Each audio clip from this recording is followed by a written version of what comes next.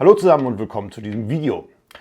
Fotograf, toller Job, oder? Viele denken, Mensch, so ein Fotograf, der hat es doch eigentlich gut. Der hat kaum Arbeit, fährt mal hier und da zu einer Location, zum Beispiel zu einer Hochzeit, begleitet die einfach mal einen ganzen Tag, hat einen schönen Tag, kann mit was essen, kriegt Getränke freigestellt und im Endeffekt stellt er noch eine Rechnung, 1500 Euro. Geiler Job. Viele denken dann, Mensch, 1500 Euro an einem Tag, da muss ich einen ganzen Monat für arbeiten. Was aber jetzt ein Fotograf wirklich verdient, was ihr beachten solltet, wenn ihr vielleicht mit dem Gedanken spielt, euch selbstständig mit der Fotografie zu machen, das erkläre ich euch im Video.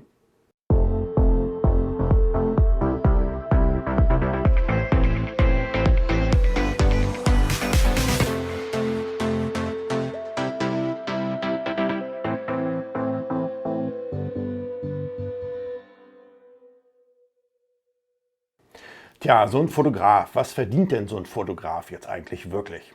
Wenn du zum Beispiel mit dem Gedanken spielst, dich in der Fotografie selbstständig zu machen, weil du sagst, Mensch, ich mache coole Fotos, ich mache coole Landschaftsfotos, ich habe auf dem letzten Geburtstag fotografiert mit meiner Kamera, da waren alle super zufrieden, da könnte ich vielleicht meinen Lebensunterhalt mit verdienen.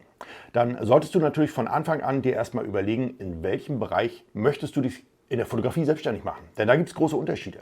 Bist du eher der Typ, der sagt, okay, ich will meine Zeit für mich haben, ich mache tolle Landschaftsaufnahmen, aber da brauche ich eben meine Zeit, ich brauche meine Ruhe etc. Oder bist du vielleicht der Typ, der sagt, Mensch, ich kann gut mit Menschen, ich kann gut erzählen, das ist in meinem Fall so. Ich bin auf Events gut aufgehoben, ich bin auf Partys gut aufgehoben und ich bin auch auf Hochzeiten gut aufgehoben. Denn gerade Hochzeitsfotografie zum Beispiel, da gibt es nichts Schlimmeres, als wenn du einen Hochzeitsfotografen hast, der den Mund nicht aufkriegt. Du musst mit den Leuten erzählen, du musst Teil des Ganzen werden, du musst Teil der Familie werden, sage ich immer so schön. Da kriege ich auch viel Feedback, dass die Leute sagen, Mensch, unsere Gäste haben gesagt, unsere Familie hat gesagt, du warst wie ein Teil der Familie, weil du hast schnell Anschluss gefunden, du hast die Leute auch gut bespaßt, denn Fotografie gerade mit Publikum hat auch immer was mit Entertainment zu tun. Du kannst als Fotograf nicht in der Ecke stehen und sagen, ja, ich mache jetzt hier ganz leise mein Foto. Das funktioniert halt nicht. Ne? Und da musst du dir von Anfang an erstmal Gedanken drüber machen. Dann ist es ja heute so, dass man Fotografie als Beruf nicht mehr unbedingt lernen muss, sondern jeder, der aus dem Mediamarkt mit einer neuen Kamera spaziert, ist ja heute Fotograf oder kann sich Fotograf nennen. Ist ein bisschen schade, denn ich finde, jeder sollte am Anfang da mal eine ganz klassische Ausbildung durchlaufen haben, ein paar Grundsachen kennengelernt haben und dann vielleicht auch mal irgendwo in einem Laden gearbeitet haben, vielleicht im 3. Lehrjahr und den ganzen Tag Passbilder gemacht haben. Denn dann merkt man schnell, ist der Beruf jetzt wirklich was für mich? Möchte ich den weitermachen oder ist es überhaupt gar nicht das, was ich mir vorgestellt habe? Und dann ist natürlich die Frage, was verdient jetzt so ein Fotograf?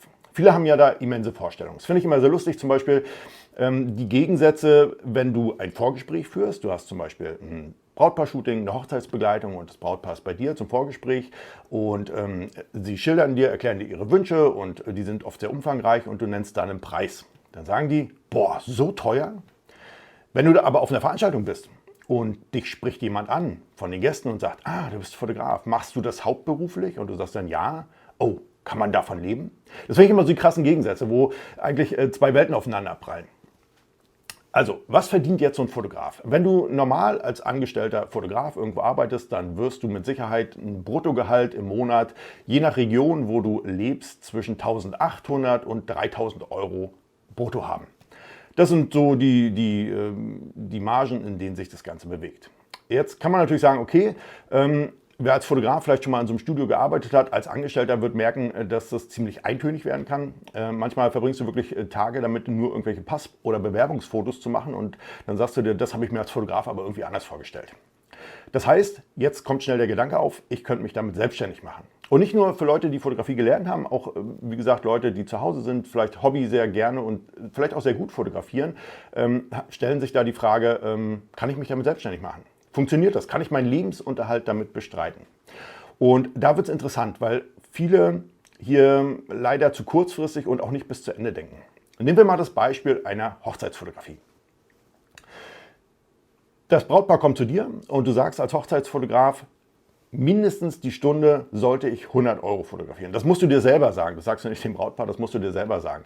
Das ist ein Wert, mit dem du ungefähr kalkulieren musst. Das heißt, 100 Euro hört sich erstmal viel an. Sagen manche, Mensch, 100 Euro die Stunde, das liegt ja fast auf Anwaltsniveau.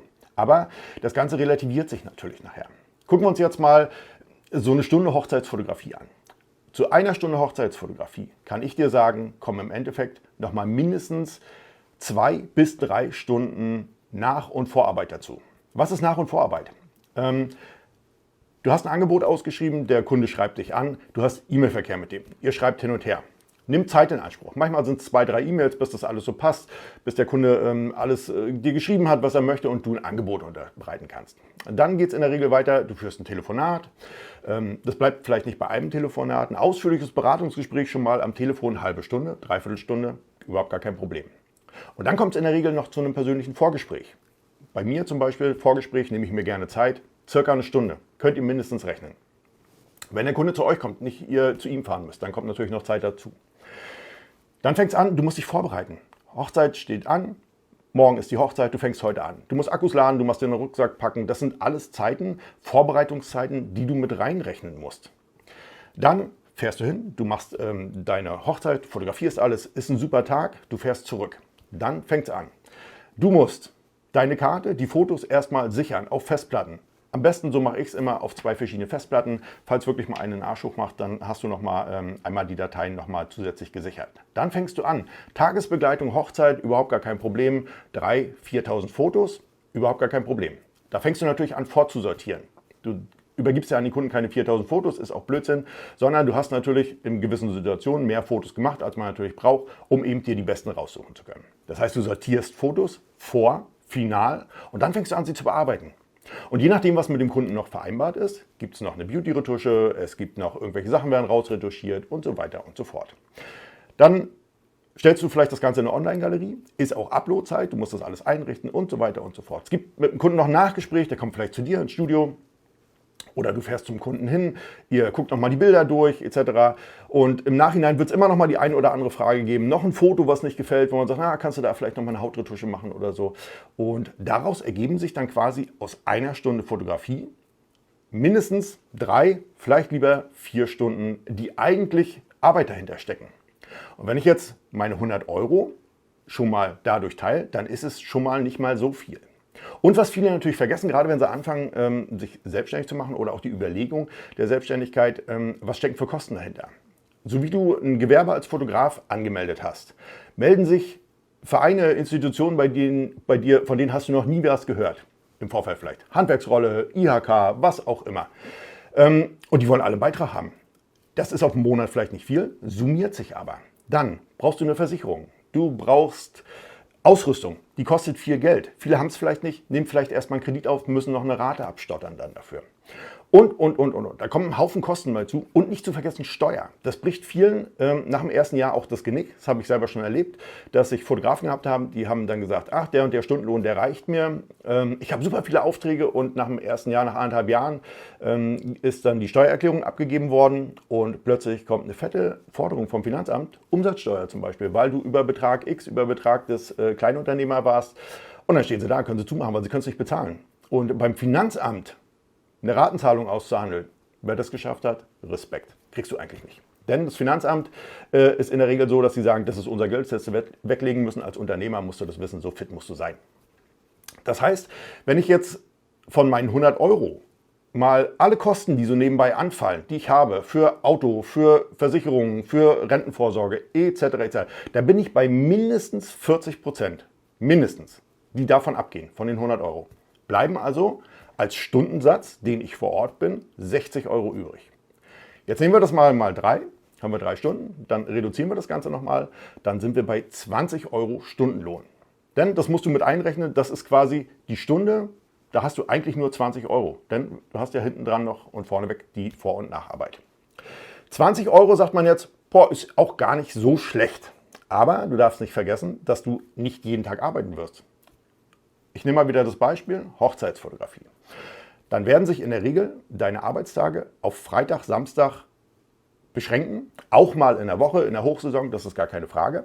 Aber in der Zeit musst du dann eben gucken, dass du so viel Geld verdienst, dass du den Rest der Woche damit überbrücken kannst. Das ist ganz einfach. Und dann ist auch zum Beispiel Thema Hochzeitsfotografie, da gibt es auch eine Saison. Also in der Regel sagst du, als Hochzeitsfotograf hast du 6 gute Monate, vielleicht auch 7, in denen so wirklich die Hochsaison ist. Das geht Ende April, Mai ist der Wonnemonat Mai, da heiraten die meisten. Und dann geht es so bis August, September, Oktober und dann wird es schwammig. Im Winter, November, Dezember. Ich habe auch schon Hochzeiten im Dezember fotografiert, aber das möchten natürlich die meisten Bräute nicht. Du möchtest natürlich ein tolles Kleid. Und wo willst du draußen ein Shooting machen, wenn du ein ärmelloses Kleid hast, eine Jacke über, möchte keiner. Also es gibt sehr wenige, die im Dezember, Januar heiraten. Da wird es wirklich die Auftragslage dünn. Und diese Zeit musst du auch überbrücken. Denn in der Zeit ist natürlich keiner, der sagt, ja, du hast jetzt nicht so viel, tja, dann musst du eben weniger Krankenkassenbeitrag bezahlen oder du musst weniger Versicherung bezahlen. Nein, du hast deine Beiträge weiterhin. Deshalb ist es wirklich, wer sich überlegt, selbstständig zu werden als Fotograf, das muss man sich alles wirklich mal durchkalkulieren. Und das ist auch gar nicht verkehrt, sich vielleicht mal, es gibt Einrichtungen, sich mal einen Businessplan erstellen zu lassen. Das Ganze wirklich mal durchrechnen, was brauche ich? Es gibt immer wieder Fotografen, die sagen, ja, ich brauche so und so viel Euro, damit ich das und das kalkulieren kann. Aber auch das ist natürlich Quatsch. Auch diese 100 Euro natürlich, die ich dir gesagt habe, die kannst du nehmen. Das ist nur ein Richtwert. Aber du musst eben sehen, dass du mit diesen 100 Euro kommst du gut hin, wenn du viele Aufträge hast. Wenn du weniger hast, kannst du aber nicht gleichzeitig sagen, okay, ich komme vielleicht nicht übers Jahr, dann kostet meine Stunde jetzt nicht 100, sondern 300 oder 400 Euro, damit ich den Rest des Jahres vernünftig überleben kann. Kann man machen. Ich habe da mal ein super Beispiel. Ich hatte mal einen Fotograf kennengelernt, einen jungen Fotografen auf einer Hochzeitsmesse. Habe mit dem auch mich toll unterhalten. Wir haben auch mal einen Fotowalk zusammen gemacht und das war auch alles super. Und dann hat er mir auch mal angeboten, falls ich mal einen Second Shooter brauche oder irgendwas, ist er gern dabei. Auftragslage war noch nicht so doll. Hat mir aber gleich auf der Hochzeitsmesse in unserem ersten Gespräch Hochzeiten unter 2000 Euro macht er überhaupt gar nicht. Das rechnet sich nicht, das macht er nicht und das muss er auch nicht. Er ist so gut, der kommt genug. 3 Jahre waren vergangen. Wir hatten zwischendurch immer mal E-Mail-Kontakt und haben auch auf sozialen Netzwerken uns ausgetauscht. Und nach 3 Jahren war es dann mal wieder so, dass ich einen Second Shooter brauchte für eine große Hochzeit und ihn angerufen habe und habe gesagt, du Mensch, hast du Lust an dem und dem Tag? Und dann kam genau das, was kommen musste. Er hat mir gesagt, du, ich arbeite nicht mehr als Fotograf, denn das Ganze hat sich nicht gerechnet. Ich musste die Firma dicht machen. Das ganz klassischer Fall, nicht nur von Selbstüberschätzung, sondern auch von absoluter Fehlkalkulation. Deshalb, ihr müsst auch gucken, wo ihr regional zum Beispiel fotografiert, was er anbietet. Wie sind die regionalen Preise? Du kannst mit Sicherheit in den alten Bundesländern, in gewissen alten Bundesländern, mehr verlangen als zum Beispiel in neuen Bundesländern. Mecklenburg-Vorpommern, Riesenarbeitslosigkeit ist ein Problem. Da kannst du nicht sagen, Hochzeit kostet 4 Riesen, entweder nimmst es oder lässt es. Und dann ist natürlich auch die Konkurrenz da. Die müsst ihr vorher auch mal so ein bisschen abchecken. Und ihr müsst vor allem bereit sein, auch mal 5 Kilometer zu fahren. Das sage ich euch jetzt aus eigener Erfahrung. Früher war es so, vor 10 Jahren war es so oder 15 Jahren auch noch, da gab es einen lokalen Fotografen oder 2 oder 3, Kleinstadt. Da sind die Brautpaare hingegangen, haben gesagt, haben sich 3 Angebote geholt, haben die besten ausgesucht. Heute ist es so, das machen wenige. Es schnökern ganz, ganz viele im Internet und sagen, boah, da ist ein Fotograf, der kostet das und das. Und es sind ganz viele Fotografen bereit, weit zu fahren. Ich habe ein Einzugsgebiet, 150 Kilometer, sage ich, das passt für mich, das mache ich. Ich fahre teilweise auch nach Berlin, sind 250 Kilometer. Für ein entsprechendes Shooting, für eine entsprechende Veranstaltung. Und dazu musst du bereit sein, das muss dir von vornherein klar sein. Und wenn du das alles berücksichtigt hast und dir auch klar ist, dass du nicht 100 Euro in der Stunde hast, sondern es wird sich wohl eher irgendwo bei 20 Euro einpegeln und dir muss auch klar sein, dass du eben viel Zeit darin investieren musst. Oder vielleicht auch mal sagen musst, okay, da drücke ich mal ein Auge zu. Das war halt so, ich habe länger gebraucht, dann kann ich es dem Kunden nicht in Nachrechnung bestellen. Dann kannst du dich natürlich selbstständig machen. Aber dir muss klar sein, als Fotograf musst du viel Herzblut mitbringen. Ein Fotograf ist jetzt nicht so ein Job, wo du sagen kannst, okay, ich habe jetzt einen Job, den mache ich, ist halt so. Denn da wirst du früher oder später aufgeben, weil du sagst, ja, das habe ich mir anders vorgestellt oder jetzt musste ich doch nochmal irgendwie einen Sonntag vielleicht mit dranhängen oder. Das ist auch eine Sache, da musst du auch mit leben. Ich kenne das, die Kunden erwarten von dir einfach, du bist ein Dienstleister und sie erwarten ganz einfach, dass du auch verfügbar bist. Da klingelt manchmal morgens um 6 das Telefon und es klingelt auch um 22, 23 Uhr das Telefon, weil die Leute dann eben sagen, hey, ich habe jetzt Feierabend, meine Kinder liegen im Bett. Super, jetzt rufen wir mal den Fotografen an. Und da musst du wirklich nachher auch einen guten Mittelweg finden, um auch selber dich dann irgendwo nicht kaputt zu arbeiten. Also, wenn du die Vorstellung hast als Fotograf, es gibt mit Sicherheit ein paar coole Star-Fotografen, die, keine Ahnung, die Stunde 1000, 2, 3, 4, 5.000 Euro verdienen. Das liegt aber meines Erachtens nach, nicht jeder Star-Fotograf ist ein Star-Fotograf, sondern der hat einfach das richtige Foto oder die richtige Connection zur richtigen Zeit gehabt. Ich kenne ganz viele Fotografen selber, die machen richtig mega geile Fotos. Aber die sind keine 5.000, 6.000 Euro Fotografen pro Stunde, weil ihnen fehlt die Connection dazu oder sonst irgendwas. Deshalb, also von dem Gedanken kann ich dich schon mal wegbringen, dass du fängst an und bist der super Fotograf und verdienst pro Tag 5.000, 6.000 Euro Gage. Da wirst du nur schwerlich, es gibt manche, die schaffen das, gar kein Problem, aber im Normalfall wirst du da ganz, ganz schwer nur hinkommen. Das heißt, ein Job, Fotograf, selbst auch wenn du selbstständig bist, bedeutet nicht nur, dass du wahrscheinlich nur ein ganz normales Gehalt haben wirst. Du hast natürlich ein paar mehr Freiheiten. Du kannst auch mal sagen, okay, dieses Wochenende, wenn der Rest gut lief, arbeite ich vielleicht mal nicht. Aber in der Regel wirst du eher sagen, okay, ich arbeite doch mal lieber vielleicht noch einen Tag mehr als zu wenig, um eben auch im Endeffekt deine Rechnungen bezahlen zu können. Fotograf als Beruf ist wirklich eine Sache, da musst du mit Herzblut drin hängen. Du musst sagen, mir gefällt die Fotografie, ich habe da Spaß dran und dann kannst du dich als Fotograf selbstständig machen. Ansonsten, für alle anderen, lass es ein gutes Hobby sein. Versucht vielleicht nebenbei damit ein bisschen Geld zu verdienen, hatte ich ja schon mal vorgestellt. Bei Stockagenturen kann man super Urlaubsfotos oder auch andere Sachen verkaufen. Damit habe ich selbst auch mal angefangen, als es mal im Winter sehr ruhig war. Habe ich mir zusätzlich überlegt, okay, was kannst du jetzt noch? Du bist jetzt nicht jeden Tag unterwegs. Welche Möglichkeiten gibt es? Und da habe ich dann geguckt, okay, und mittlerweile nach 6 Jahren habe ich mir ein gutes zweites Sicherheitspolster geschaffen, so möchte ich es mal nennen, dass ich wirklich auch sagen kann, okay, ich kann vielleicht auch mal diesen Monat sage ich, okay, das vielleicht so und so viele Veranstaltungen sind mir zu viel, mache ich jetzt erstmal nicht. Meine Rechnungen sind alle bezahlt, ich kann da ganz entspannt auch rangehen. Aber da musst du eben erstmal hinkommen. Und wenn ich sehe, ich hatte zum Beispiel unter meinem letzten Video mit Shutterstock und Geld verdienen mit Stockfotografien einen sehr netten Kommentar. Da hat mir dann jemand runtergeschrieben, ja, ich habe mir das Ganze angeguckt und es ist hier nicht alles Gold, was glänzt. Da muss man ja, wenn man sein Foto dort bei so einer Agentur zum Beispiel einreicht, da muss ich ja 15 Sachen angeben und das noch in Englisch. Nee, also vielen Dank. Da habe ich es nicht nötig, mein Foto für 25, 30 Cent zu verkaufen.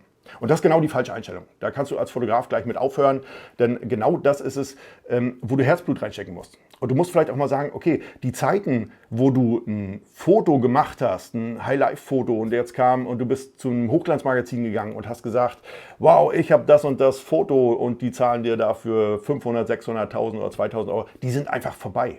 Die waren vorbei, als die ersten Stockagenturen aufgemacht haben. Denn Fotos kannst du heute kaufen als Agentur, als Presseagentur. Da gibst du einen Namen ein, was du haben willst. Da kriegst du 100.000 Fotos, da suchst du dir das Tollste aus. Kostet dich als Agentur, keine Ahnung, 2, 3, 4 Euro. Auch das muss euch bewusst sein.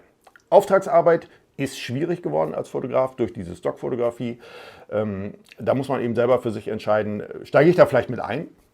Es gibt sehr viele Fotografen, die auch mit Stockfotografie wirklich richtig Geld verdienen, aber die machen dann eben auch fast nichts anderes. Ja, die haben sich darauf spezialisiert, die gucken, wenn ihr jetzt überlegt, ja, Stockfotografie ist vielleicht doch eher die Richtung, wo ich hingehe, ich kann nicht mit Menschen so gut oder so, dann könnt ihr auch als Stockfotograf gutes Geld verdienen. Ihr müsst nicht rausgehen, ihr könnt zum Beispiel nur Indoor fotografieren, da gibt es zig Themen, ob es jetzt ist, zum Beispiel aktuell Fußball-EM, da gibt es so viele Thematiken, wo ihr Bilder zu machen könnt, die von Agenturen gesucht werden, nur da muss man eben fit sein. Ist auch eine spezielle Richtung von Fotografie, von Fotograf. Aber das ist eine Sache, nur darauf, das würde ich persönlich auch nicht machen. Ich mag den Umgang mit Menschen sehr gerne und deshalb möchte ich auf meine Shootings, ob es Veranstaltungen, Hochzeiten etc. sind, auch überhaupt gar nicht verzichten. Bei mir ist es so ein gesunder Mix aus beidem und das hat sich aber auch erst über die Jahre bei mir ergeben. Vielleicht bist du auch jemand, der sagt, Kinder, mir liegen Kinder total, ich mache nur Babyfotografie. Auch eine ganz spezielle Sparte. Nicht jeder kann mit Babys, sollte man auch ganz vorsichtig mit sein. Nur weil du mal von deiner Tante das Baby fotografiert hast oder von deiner Schwester, heißt das nicht, dass du ein guter Babyfotograf bist. Ja, jedes Shooting ist da auch anders, kann sehr langwierig werden, Kinder schlafen nicht immer, weinen mal viel etc. Und das sind alles so Sparten, das musst du dir, hatte ich am Anfang schon gesagt, überlegen. In welche Richtung willst du? Was willst du machen? Was liegt dir am besten? Und über das musst du dir erstmal im Klaren sein. Und wenn du das alles für dich persönlich geklärt hast, dann kannst du anfangen, Geld auszugeben, vielleicht für eine Ausrüstung und dann kannst du auch anfangen mit dem Fotografieren. Aber du darfst nicht erwarten, das soll eigentlich auch mein Schlusswort sein, dass du von heute auf morgen reich als Fotograf wirst, auch wenn es erstmal den Anschein hat, wenn jemand eine Rechnung vom Fotografen kriegt oder sie auch bezahlen soll, dass der doch horrende Summen ja einnimmt, denn die Arbeit, die dahinter steckt, die sehen die wenigsten eigentlich. Vielleicht hast du selber schon mal überlegt, dich als Fotograf selbstständig zu machen. Vielleicht bist du freiberuflich, nebenberuflicher Fotograf. Dann schreib mir mal gerne deine Erfahrungen darunter, würde mich wirklich interessieren. Ansonsten hoffe ich, habe euch so ein bisschen so einen kleinen Einblick in das berufliche Leben eines Fotografen auch gerade im Bereich des Verdienstes geben können, dann lasst mir fürs Video gerne einen Daumen hoch da. Und wenn wir uns in einem meiner nächsten Videos wiedersehen wollen, dann abonniert doch gerne meinen Kanal. In diesem Sinne, bis dahin.